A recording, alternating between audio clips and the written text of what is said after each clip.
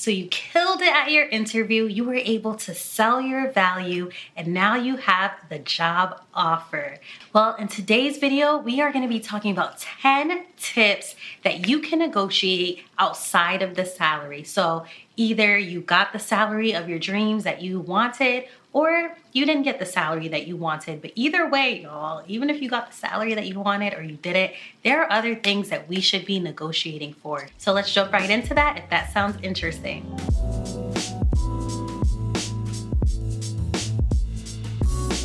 So a little bit about my background. I am an assistant dean at a university, and in every job that I've had, I've been able to negotiate more money than I was offered.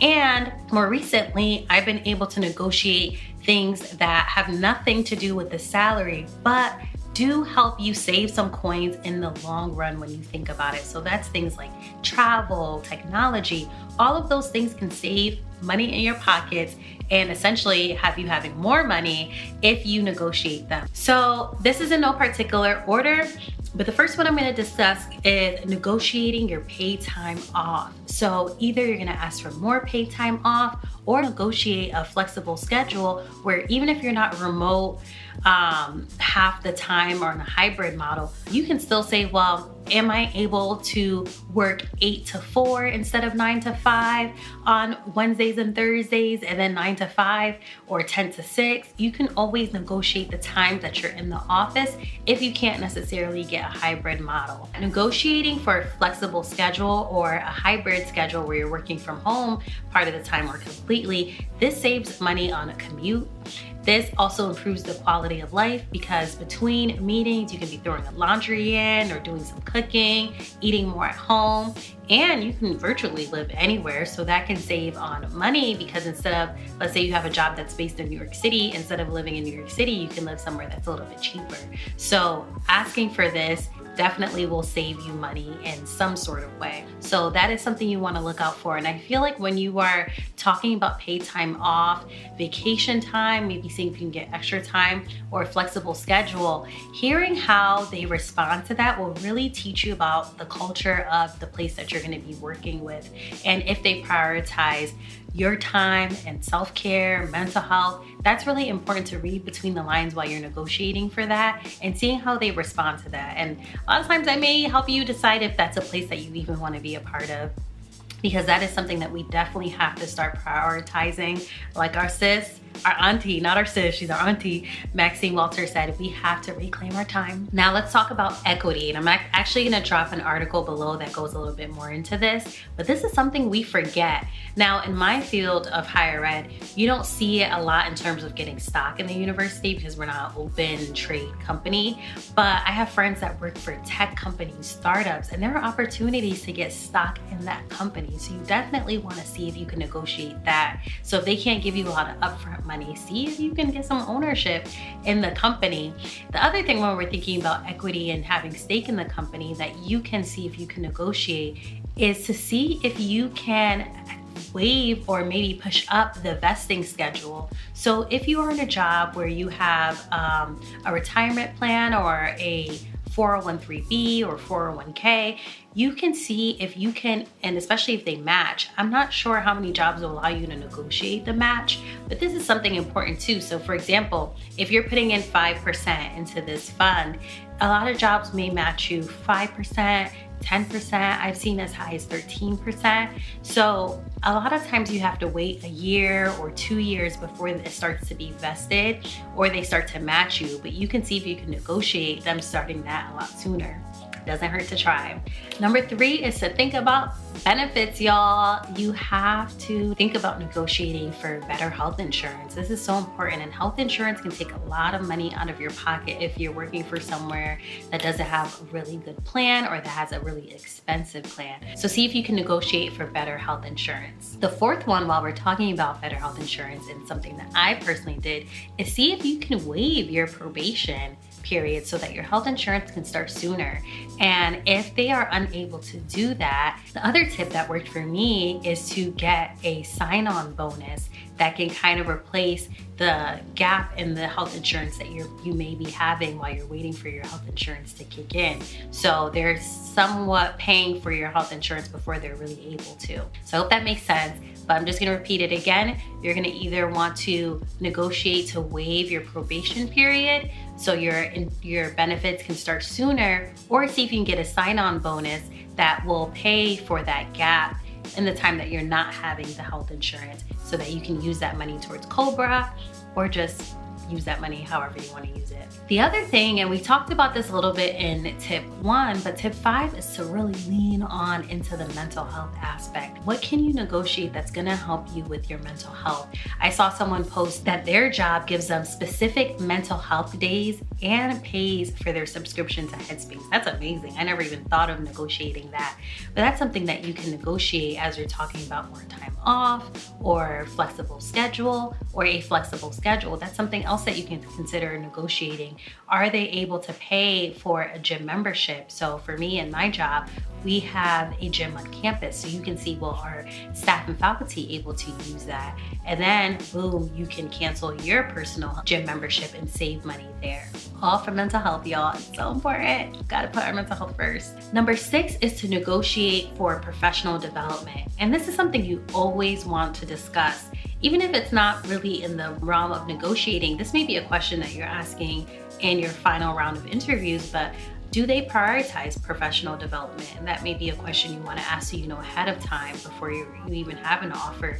You want to know, are they attending conferences? Will they pay for your membership for professional development, or national organizations that your field belongs to? This is important because not only, especially while you're talking about it, you want to shape it more in how it'll help them, but it'll continue to develop you as a professional, where you're able to pour more into the work that you do. But then you also become a little bit more known in your field. The work that you're doing for your company can now be presented at conferences. So that also helps put your company on the map through the work that you're doing. So you can always pose it in that way. But to me, it's always important to be somewhere where they believe in professional development. They're willing to pay for me to be in professional organizations, and they're paying for the conferences too, for you to travel to them and attend. Really, really important. So don't forget to ask about that, whether it's in your interview or in the negotiation period, but hopefully before you already had that discussion. Number 7 is to negotiate office supplies. I mean, I hope most companies already include that, but something that people don't think about is you can also negotiate technology. So I was able to negotiate having a phone. So if I'm required to be accessible to students on some days, or provide students with a little bit more accessibility, I don't want to do that on my personal phone. So then you want to negotiate having a phone paid for you, or maybe having your personal phone paid, whatever works best for you in the realm of the company that you work for. But that is something that you can negotiate that people don't think about. And y'all, getting your phone bill paid definitely saves on the coins, but also, if it's not just getting your personal phone bill paid, having a separate work phone also helps with work-life balance. But you have to also make sure that they know that just because you have a work phone doesn't mean that now people can call you at 8, 9 o'clock. It's still something that you're gonna be turning off when it's not business hours, or when you're not on call, whatever the case may be for your job. But it's a way that people can reach you a little bit more faster when you're not in the office, especially if you are someone who works from home, or you're on the road, depending on your job. So that's a good one too. Oh, and on the realm of negotiating technology, everywhere I go, thankfully this job already had a laptop dock station set up, but I always like to negotiate having a laptop. Because for me personally, having a desktop where you are only able to work in your specific office, it doesn't really work for me. I prefer to be able to have a work laptop where if I'm in a meeting or if I'm on campus, I can have everything that I need for work. This is my personal computer, my Mac, but my work computer's a Dell, but whatever. So it just works to be able to have everything that you need. So if you need to pull it up at a meeting, or if you're home and you need to pull up certain documents, everything is there, and you don't have to think like, oh, it's on my desktop in the office, but I'm in this big meeting and I really want to pull this up. So I always like to negotiate a laptop that is used as my computer, and it's docked to a bigger screen in my office. And if you watch my first day as assistant dean video, I'll link it up here, you'll see my empty office tour and see that setup. Number 8 is to negotiate stipends for special projects. Now this definitely depends on the type of company you work for, but I've been able to get stipends outside of my salary for doing special projects. So mostly it's been research projects or joining certain committees that end up paying you a stipend for your contribution. So if that's something that maybe you're not necessarily negotiating, maybe it's more of a question you're asking in the interview, if there's opportunities like that for special projects, that's always good to ask, because you never know, you could be making more money in your role through getting stipends for special projects. And a lot of times these are funded through grants. So definitely make sure you ask about that as well. Number 9, which we can't forget, is relocation and travel stipends. So while we're on the conversation of stipends, so you can get paid, especially if you're moving somewhere else, while you're negotiating, you can see if they'll reimburse you for relocating. The other thing to think about too is travel. So maybe your job can negotiate paying you for commuting, whether it's the expensive train tickets or gas, mileage. Especially my first professional higher ed job was as an admissions counselor. So I would get reimbursed for mileage when I would have to drive to visit different schools.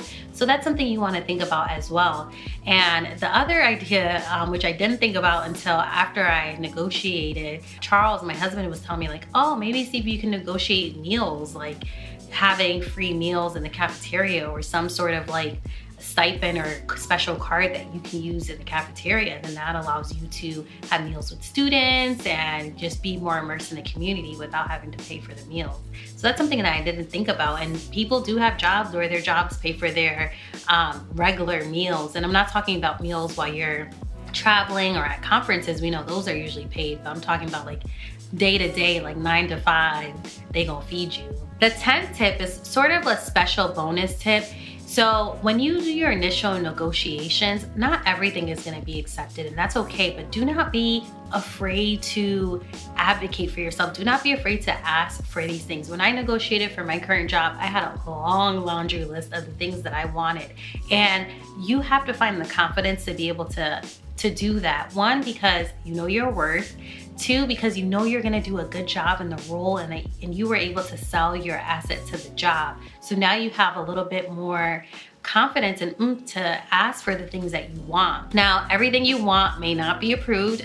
For example, I said in this current job, one of the things I asked for, because I already got so used to working from home due to the pandemic, one of the things I asked for was a hybrid schedule. Hey, can I be in the office 3 days a week and at home 2 days a week? And because my role is so new, the conversation of me negotiating that specific ask was turned down.